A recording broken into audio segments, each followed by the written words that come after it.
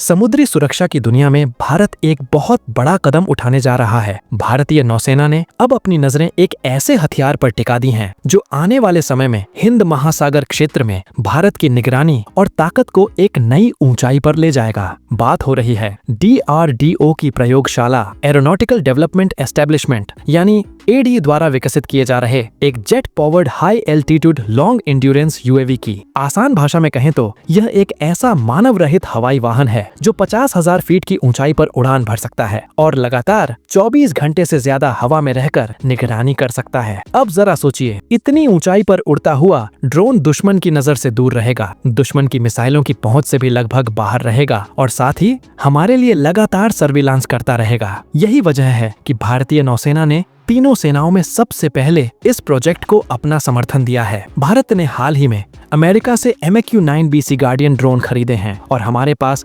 12 P-8I Poseidon maritime petrol aircraft भी मौजूद हैं। MQ-9B की इंड्योरेंस करीब 40 घंटे है और यह 1746 किलो तक पेलोड ले जा सकता है। वहीं P-8I पोसाइडन एक बेहद एडवांस्ड मल्टी मिशन विमान है जिसमें पनडुब्बियों को खोजने और समुद्र पर निगरानी रखने की अद्भुत क्षमता है। लेकिन इन दोनों के बीच एक ऑपरेशन गैप था जिसे अब ADA का high altitude long endurance UAV भरने जा रहा है। यह नया UAV पूरी तरह से शोर बेस्ड होगा, यानी इसे तट से ऑपरेट किया जाएगा। इसकी एंड्योरेंस 24 घंटे से ज्यादा होगी और यह खास तौर पर इंडियन ओशन रीजन की निगरानी के लिए डिजाइन किया गया है। यहाँ मलक्का, सुंडा और लोम्बोक जैसे स्ट्रेट्स हैं जिनसे दुनिया का सबसे ज्यादा समुद्री व्यापार गुजरता है। हाल के समय में चीन अपनी नौसेना की गतिविधियां इन इलाकों में बढ़ा रहा है, यहाँ तक कि उसकी टाइप 095 सबमरीन भी इन वाटर्स में देखी गई हैं। ऐसे में भारत के लिए लगातार निगरानी रखना जरूरी हो गया है और यह नया UAV उस निगरानी को और भी मजबूत बनाएगा। इस UAV की सबसे बड़ी ताकत इसका इंजन है। इसमें टर्बोफैन इंजन लगाया जाएगा जो AL-55I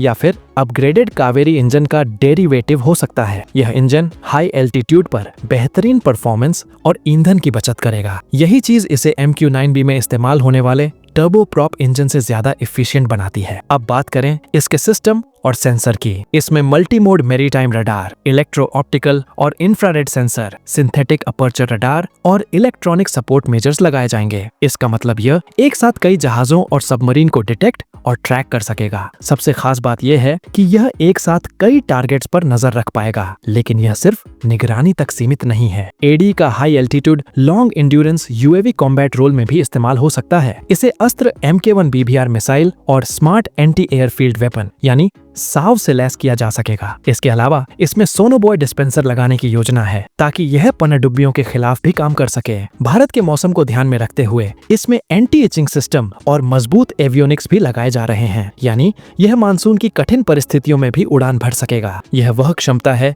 जो कई मिल UAVs जैसे दृष्टि 10 स्टार लाइनर में सीमित रहती है। अगर बड़े परिप्रेक्ष्य में देखें तो यह UAV भारतीय नौसेना की समुद्री रणनीति के लिए गेम चेंजर साबित हो सकता है। MQ-9B और P-8I जैसे प्लेटफॉर्म्स के साथ मिलकर यह भारत को हिंद महासागर क्षेत्र में 24/7 निगरानी रखने की ताकत देगा। मिशन सुदर्शन चक्र और आत्मनिर्भर भारत के विजन के साथ यह पूरी तरह मेल खाता है। भारत की नौसेना लगातार इस कोशिश में है कि किसी भी बाहरी शक्ति, खासकर चीन की बढ़ती मौजूदगी का समय रहते पता लगाया जाए और उसका जवाब दिया जा सके। यह नया इंडिजीनियस UAV न सिर्फ हमारी ऑपरेशनल क्षमता को बढ़ाएगा बल्कि हमें विदेशी प्लेटफॉर्म्स पर पूरी तरह निर्भर होने से भी बचाएगा। आने वाले वर्षों में जब यह UAV पूरी तरह ऑपरेशनल हो जाएगा तो भारत को हिंद महासागर में एक नई मैरीटाइम सर्विलांस एज मिलेगी। यह सिर्फ एक ड्रोन नहीं होगा बल्कि भारत की समुद्री सीमाओं का चौकस प्रहरी होगा जो दिन रात हर मौसम में हमारे हितों की रक्षा करेगा।